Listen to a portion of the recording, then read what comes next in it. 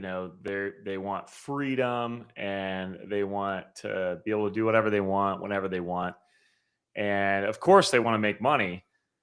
What's fascinating, though, is the amount of money that you can make as a real estate professional. The dollar per hour is massive. And we can do an exercise if you want, but it's hundreds of dollars per hour. The challenge is a lot of these agents won't actually put in a 40-hour week. So, they maybe came from, I don't know, you can come from all sorts. I came from retail. I was working at the Home Depot making $12 an hour. I came over to the real estate world. I see a lot of bartenders come over. I see a lot of servers. I see, there are people that come from other professions as well. But once they get here, for some reason, there isn't a schedule that you have to follow. There isn't clock in, clock out. And so I think agents feel like they're working a lot of hours, but what's the reality there, Brent? How many hours are they actually working when we break it down? The reality, they're I've talked about this in the past quite a few times, but the average agent works a little over 3 hours a day. If you compact all of the activities that they put in on a daily basis, what it actually pans out to be is about 2.5 full days of work a week. And so, like, I always trap people in this conversation. I basically say, hey, if you could find a way to work I think the number is 2.25 days per week, would you do it and make all the money you want? And Yes. Okay. Well, the challenge is right now, most average agents are working 2.25 hours per week. And I call it the unstructured struggle. It's because the real work is the income producing activities, which in my world, what I say is network, build your database, go on appointments, negotiate contracts.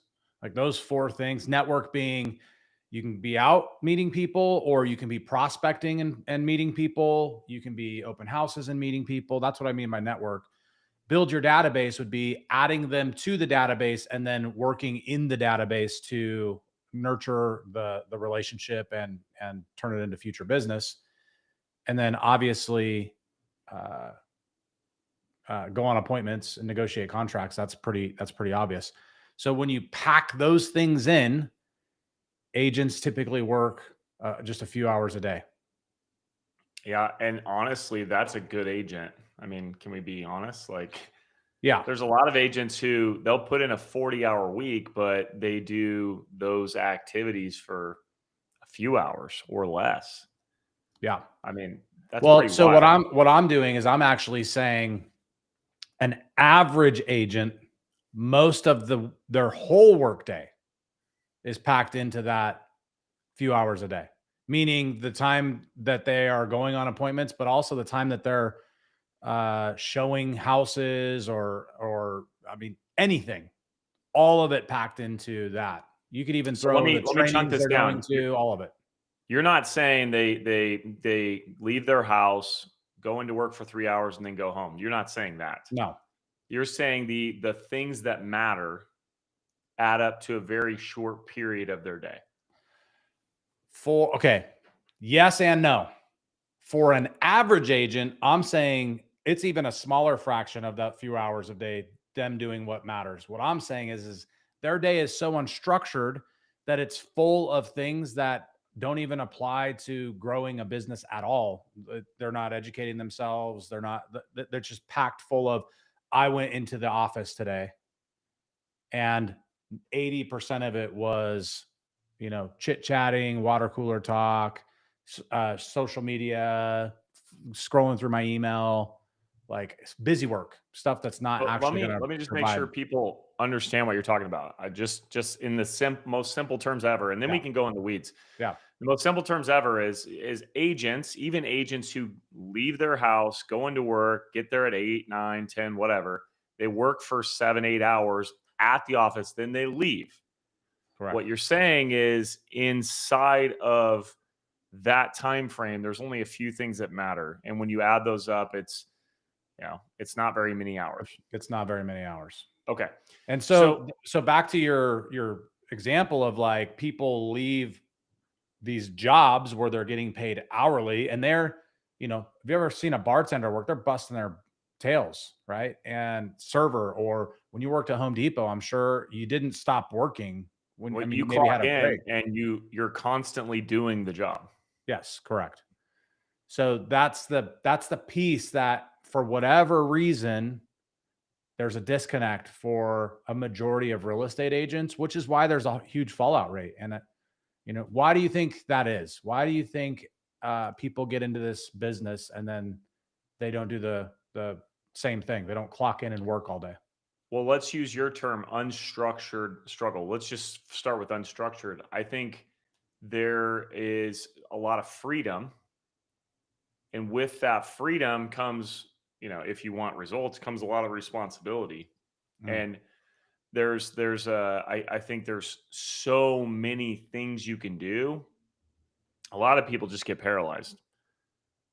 The having more options usually doesn't equate to better results. So like think about you going to a restaurant, and there's very few restaurants that are successful that have 50-page menus. The only one I can think of is the Cheesecake Factory. It's known for its menu, but you get there and you're just like, I don't even know what I want to eat. Right. Similar thing when you show up to work in real estate. You're like, well, how do I get business? And if you ask 10 realtors how you get business, do you think you're going to get the same answer every time? You're likely going to get 10 different answers. Yeah, yeah. And so you're like, I don't know. Should I do open houses? Should I, go do this networking thing? Should I make phone calls? Should I door knock? There's so many things, and you should yourself, right? Mm.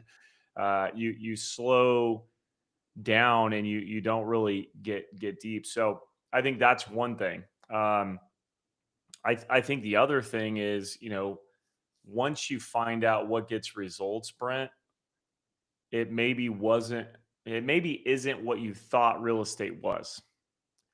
So, have you ever watched any of those real estate shows on TV? $1 million listing New York, selling Sunset, Yeah. yeah, yep. Okay. What do they not show on those? Lead generation. Yeah. That's exactly right. They don't show them sitting in a cubicle making phone calls for 4 hours a day. Now, of course, those agents, maybe they're not doing that as much Well, anymore. their Maybe they're lead not gen doing is probably the show. ding, Like ding, ding, right? like But leading up to getting the opportunity to be on the show, their lead gen was probably something else. It yeah, just ultimately, it takes a lot of effort to get to a position where business is just coming to you, right. and that effort's going to come from somewhere.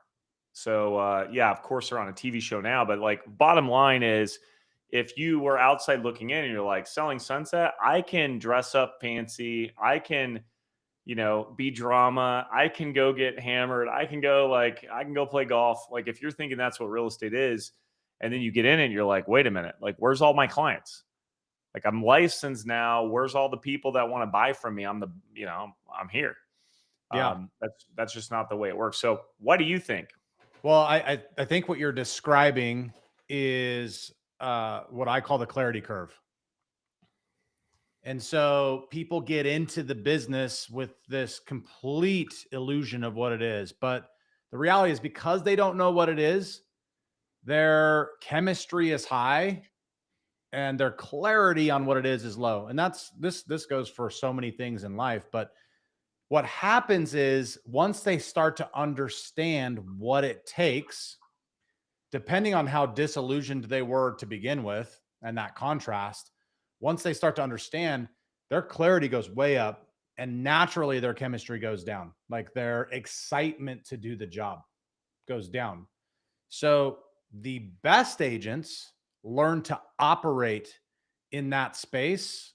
And there's a multitude of ways to do it, understanding your purpose, gamifying it, some people just are downright gritty and they just don't care that it's not fun and that it's not exciting. They just do the work. But the reality is once you're in this dip inside of a clarity curve where clarity is high, chemistry is low, you literally just have to do the most boring foundational things over and over and over again. And that's the differentiator between an agent who ends up finding success and an agent who gets out and goes back to their 9 to 5, is they weren't able to reconcile the boringness and the difficulty that the job actually is, which makes me laugh, by the way, when you see, these social media battles when someone's talking bad about real estate agents or how much they make, and they make way too much money, whatever, because of the cost to sell or cost to buy a house.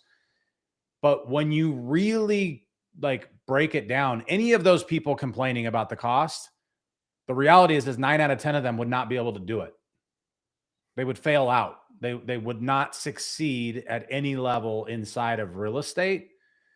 And that's just the statistics playing out. Well, So, and I mean, give you an example. Really good friend of mine got in the business thinking like agents are way overpaid, and then as the deals started happening, she got busy. She's very talented. She got busy, and then all these clients that were demanding tons of stuff, and then I remember there was one deal she was in it for like 9 months, and it fell apart. And she's like, okay, I get it. Like, I understand, of course, if someone comes in and they're like, I want to buy this house and write it up for me. And you spend a handful of hours, yeah, that dollar per hour is insane. But you don't think about all the people that you spend 30, 40, 50, 60 hours with, especially as you're trying to get your skills up, because they might not even be a real buyer and you don't even know it because you're not good enough to understand right. and ask the right questions. And then you spend 50, 60 hours with someone and they don't buy. How much money do you make when someone doesn't buy? Zero. Yeah. By the way, I don't think the market would react well if we charged for our time. Yeah. I mean, if you shift it over to an attorney type model where, it's hey, you need a retainer and, let's start with 5,000 and then, I'll let you know when you're getting low. Yeah. This was my qualm with the whole lawsuit, that and it's ended up working out fine because sellers understand. That's the reality, which is super interesting. Commission's always been negotiable, but sellers have paid buyer agent commissions. Like that was pretty common. But it has remained common even after the lawsuit because they were saying that sellers shouldn't have to. But the reality is what the market understands, the free market, is that if you put too many roadblocks in front of home ownership, then the demand goes down dramatically because there's a lot of people that, number one, couldn't pay hourly. If you were charging hourly, they wouldn't even get into the process of buying a house. They just wouldn't do it because they couldn't afford it. And they likely can't afford your rate. Even if it was half, they still wouldn't be able to afford it. And the sellers understand that. So the reality is nothing really changed after the lawsuit because the way the buyers work. But, to go all the way back to what we were talking about, why is it then, you can make so much money in this business? There's literally no lid. I mean, you get what you put in. So other than people just not being able to deal with the fact that lead generation is hard, why is it, do you think, that real estate agents cannot create some kind of a consistency in their life and business to produce regular income? Well, let's think about a typical job. You get a job description, right? And so let's go to the bartender. It's like, hey, make sure people have drinks, make sure your space is clean, make sure you're ringing people up, make sure your till's right, make sure you clean up after the bar's over. Like, you have all these tasks. But again, in real estate, there's so many things you could do. And so if you're a brand new agent, in fact, here in 2 hours, Brent, I'm going to speak to the real estate school. So a bunch of brand new agents. And this would be, I don't have enough time to go into this, unfortunately, but I hope they listen to this.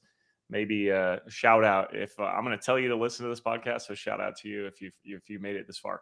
But if they went into this business saying, here's the things I'm going to do, and then they just did it. And when I say did it, do it, agents give up pretty quick, right? Mm. One of my favorite examples here, I'll use a piece of paper to represent this. So I'm going to rip this up. But agents come into this business. This is from a mentor of mine in the past. He's like, here's what happens. They get in this business and they say, hey, I did open houses. This represents all of the business that you could get. Okay. Just so we're clear. Yep. So they're like, hey, I did open houses. No one came. That didn't work. I tried to door knock. Someone slammed the door in my face. I called through expired listings, but they don't want to list again. I called for sale by owners. They don't want to pay my commission. I tried farming. No one called me back. I did the web lead things, but those people are like 10 years out. And, so I tried this new technology system. It didn't work. So I'm going to help my uncle buy and my grandma. Okay. So for anybody listening to this, what Chase just did is he took a full piece of paper.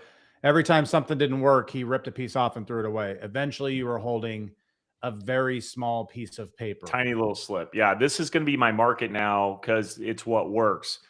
And so the problem is, like, let's go back to that open house. I held an open house and no one came.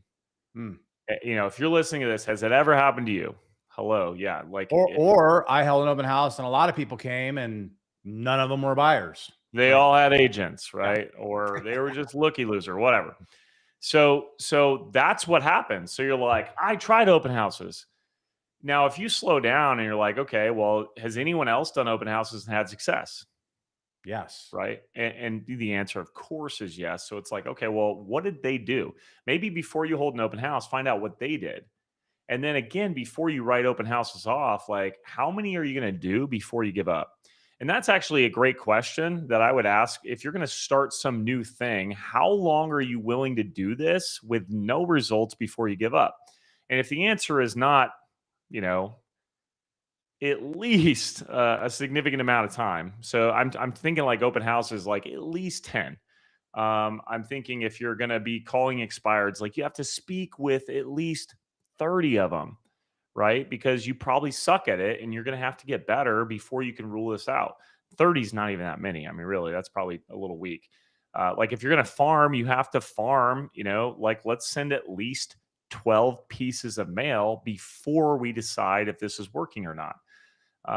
So I think longevity and consistency are a big piece that miss. So you have an agent that just bounces from thing to thing to thing. Like it's like, hey, I tried to bartend tonight for 10 minutes and it was hard. So now I'm going to go cook. And I tried to cook and I burnt something. And so now I'm going to go take the trash out, but that's really heavy and it stinks. So now I'm going to go, like, what, you just keep bouncing around. Like you're not going to get good at anything. Yeah. So for anybody listening to this, just a plug for the Real Estate Growth Network. Number one, launching very soon. So please inquire with us. We'll have our website and a form link in this podcast. But we have daily growth that's launching soon, and that's 5 days a week, 30 minutes. It's absolutely free. And this is the stuff we talk about.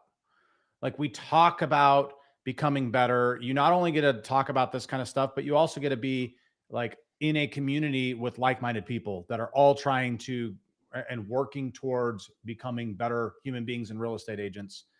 And then to plus that, we actually have a weekly digital mastermind that you can become a part of. And the reason why I'm bringing this up is there are assets that are available inside of that mastermind. For instance, there are people way better than us, way smarter than us that have found so much more success that have developed things that we have taken on inside of our business and found success with. A good example of that would be our open house script. So the way we teach people to run an open house does generate leads, does generate business, and produces results. That's something that inside of that weekly digital mastermind you would have access to, and many more things to you know to piggyback on what you said, Chase. Go to someone who's found success in it and find out how they did it, and then your likelihood of success is going to increase exponentially instead of you entrepreneurially doing it and just going and doing an open house and not knowing exactly how to do it or what to say, and just fumbling through it. Yeah, I love that, and that's what we talk about. So I love daily growth. I'm super excited about that. Coming to a day near you soon. I think within the next few weeks we'll be launching that, and that's going to be exciting. And essentially, you're going to pop on. We're going to give you what we're thinking about, and then we're going to ask you what you're thinking about. And it's going to be every day. So if you want a community, if you're alone in real estate, that's one thing I found, Brent. I was super lonely in real estate before I grew my own team, and even then, like, it still can be lonely, you know. So if you're looking for a community, we got it for you. And yeah, it's Why exciting. are So we doing it for free, Chase? Because I think that's where people are going to get hung up and be like, you know, Brett and Chase have big businesses, their time is valuable. Why are they going to get on 5 days a week for 30 minutes a day for free and help me build my business? well, I think, I mean, there's some obvious things that are ingrained in us. Like, we want to help people. Like, that's the reality. We can make money. We figured out how to make money. We, will eventually monetize this. Not daily growth. That'll always be free. But we have plenty of ways to make money beyond doing this. This is something that is ingrained in us. I know Brent wants to inspire wholeness in others, and I want to maximize your potential. And that is what keeps us ticking every day. So that's probably the foundational. And then, of course, we know that people need a community. And, we love to be able to, learn from other people. I know we're going to learn things from the community. And of course, we want to pour into that community.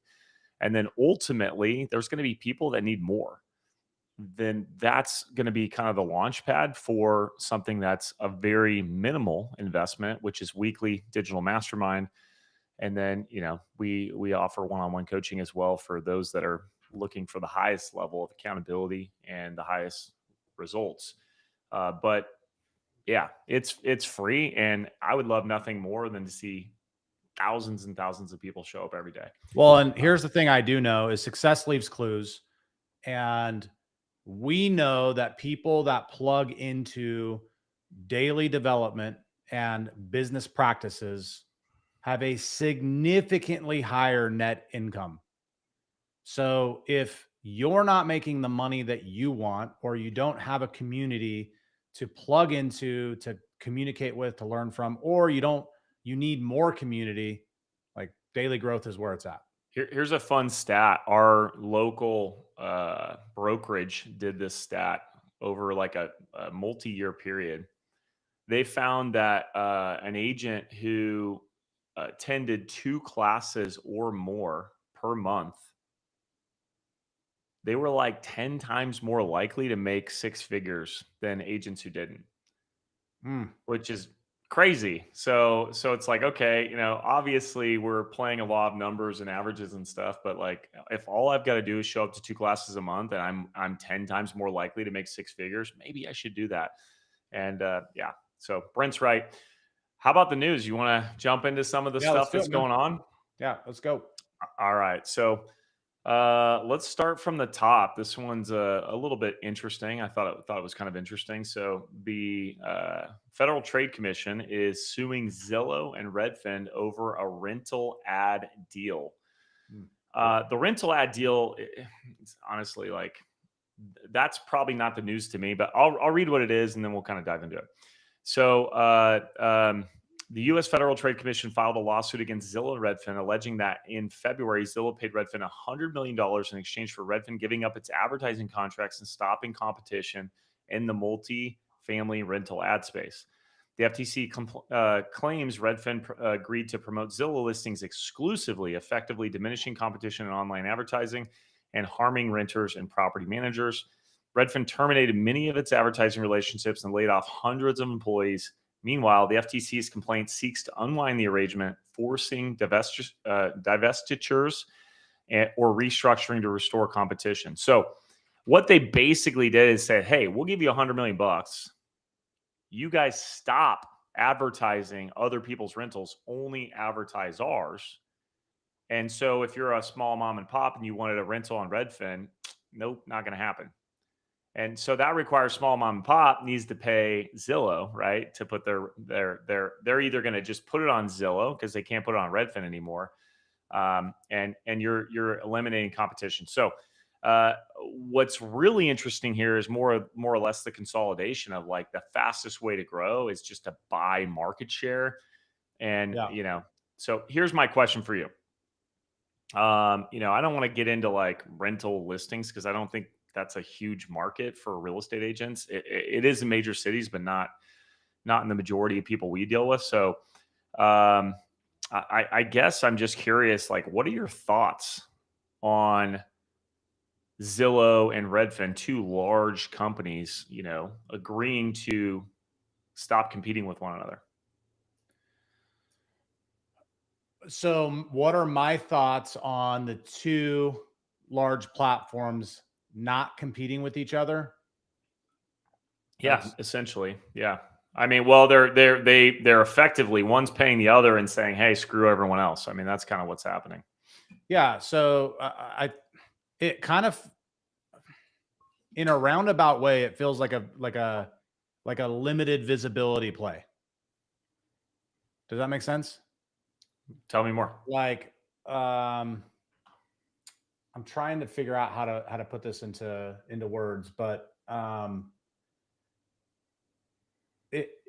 consolidation like that, where people, it's almost like their decision is forced. Otherwise, their visibility is limited. Does that make sense? A little bit. I mean, when you hear that, what do you think? Like, well, I mean, and maybe I'm misunderstanding the lawsuit. Well, like the most basic source, the most basic way I can describe what happened was Zillow says, "Hey, you're advertising. You're taking money from all these companies to promote listings on Redfin, rental listings. How about we just give you $100 million and you never take theirs again, and you only promote our stuff?"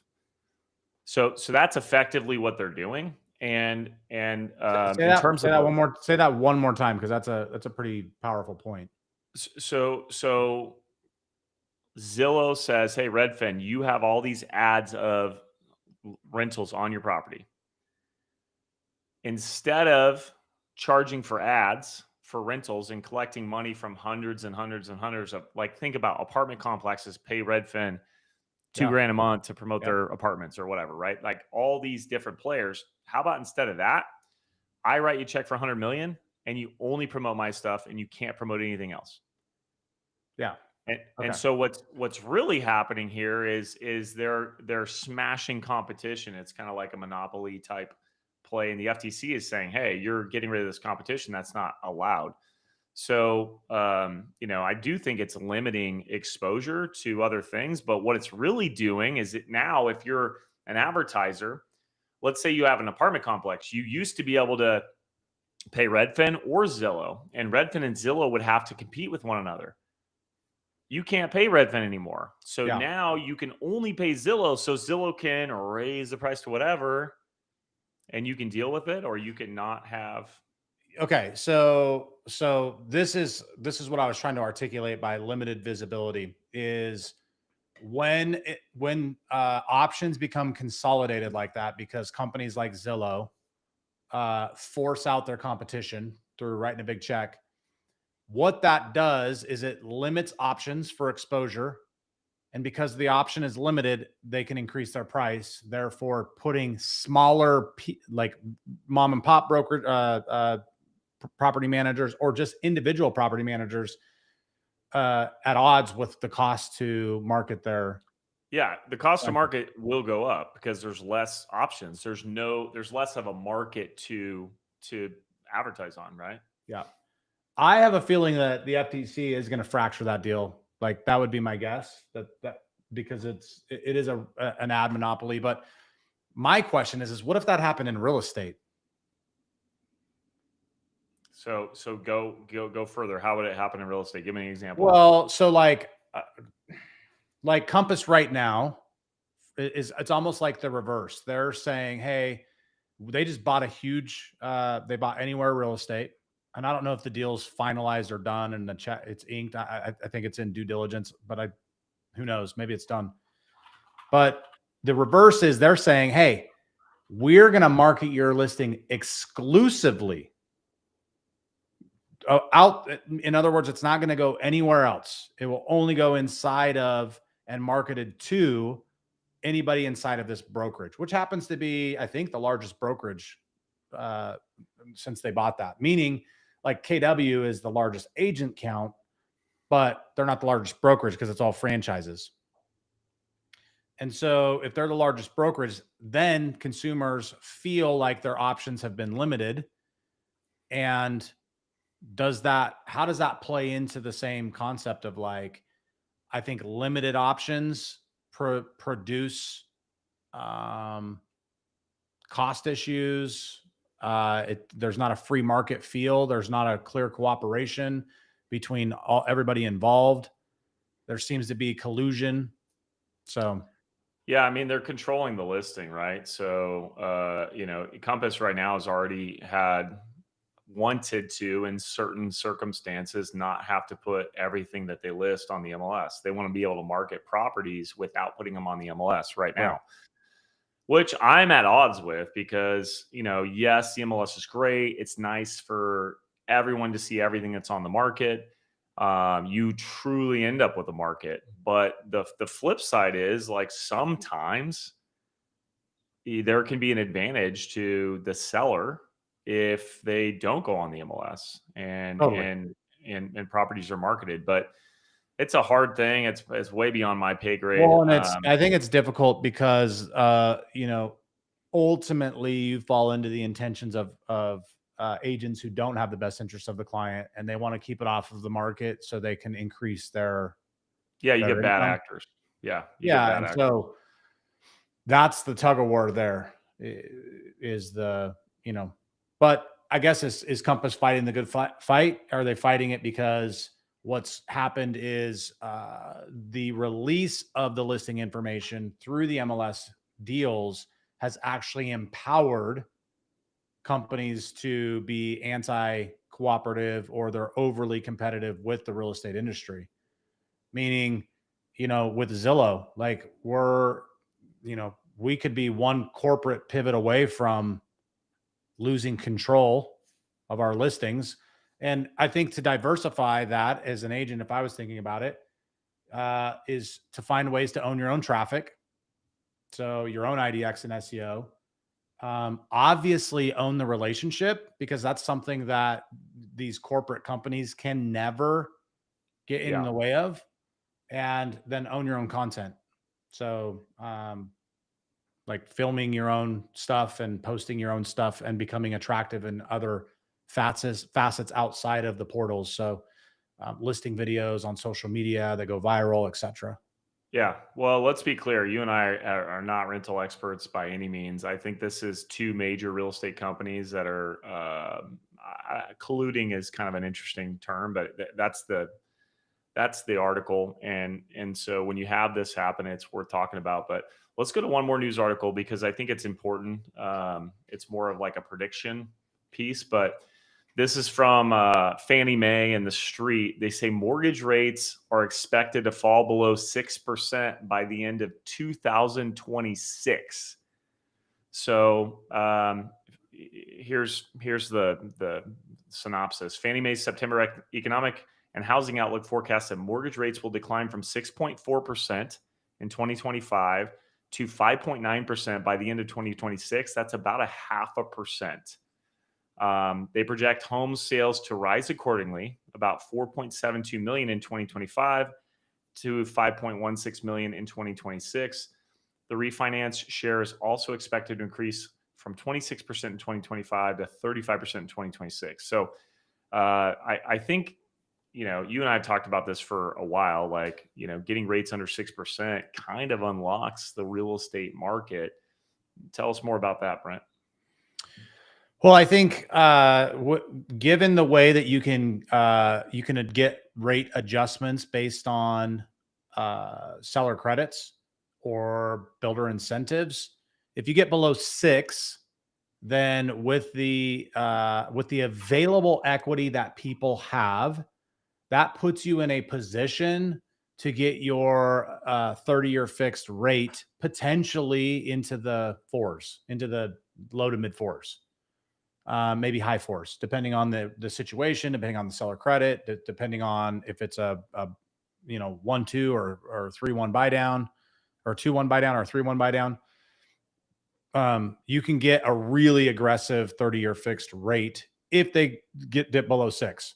And I think if you look at the amount of people with interest rates below 5 is pretty high. And so people are locked in because they're not wanting to give up.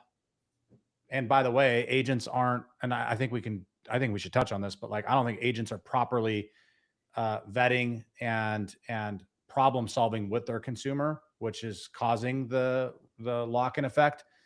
But I think that actually does open up the market, because it will give the perception to the consumer that their budget's going to stay the same, and prices, haven't necessarily dropped a whole hell of a lot. So, their payment could still go up if rates are in the 5s, but within reason that they've justified. But I think how people combat that is agents should be communicating with their clients and problem solving with them. So first of all, if they have a good enough reason to move and they can afford it, they should do it. Now, the afford it part is the piece that I think a lot of people miss, is because a lot of times you can problem solve. Like, hey, do you have debt? And if you paid that debt off by selling your house and then you bought a new house, like your overall monthly expenses would drop by X, and they don't know that. So I think there's a piece to problem solving it too. Yeah, clients don't understand it, and agents don't know how to explain it. And if you could figure that out, it's critical.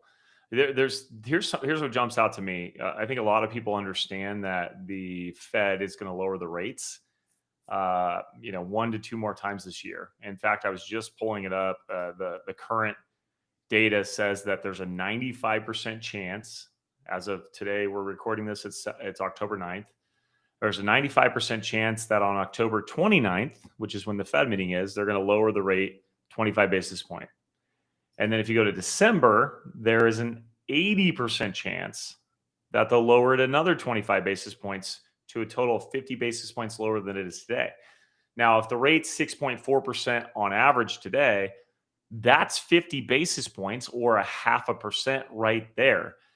But what is interesting is, because of the uncertainties in the economy right now, that 50 basis points lowering, even though it's kind of already baked in, Fannie Mae is expecting 50 basis points to show up in the 30-year fixed mortgage a year from today.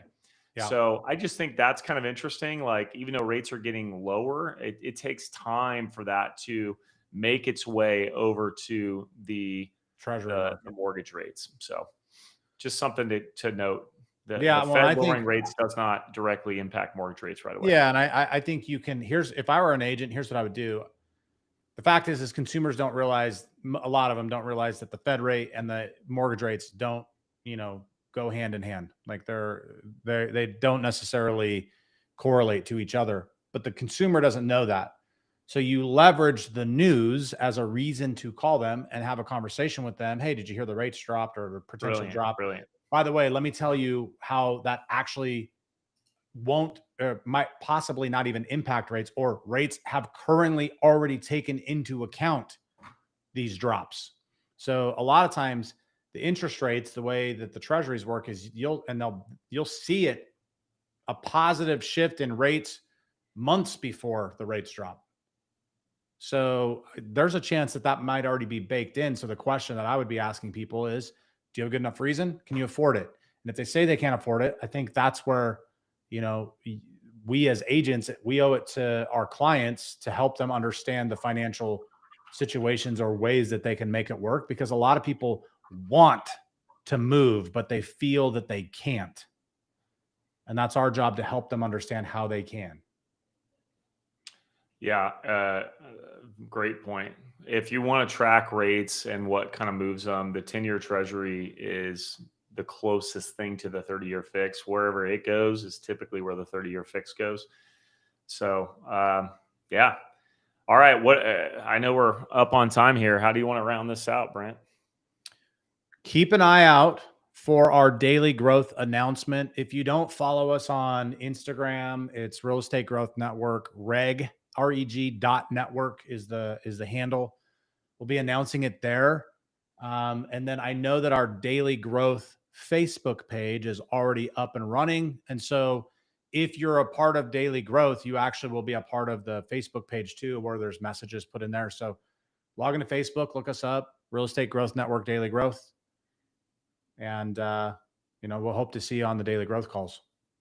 Yeah. Looking forward to it, guys. Have an amazing week, and we'll talk to you soon. All right. See you guys later. You did it again.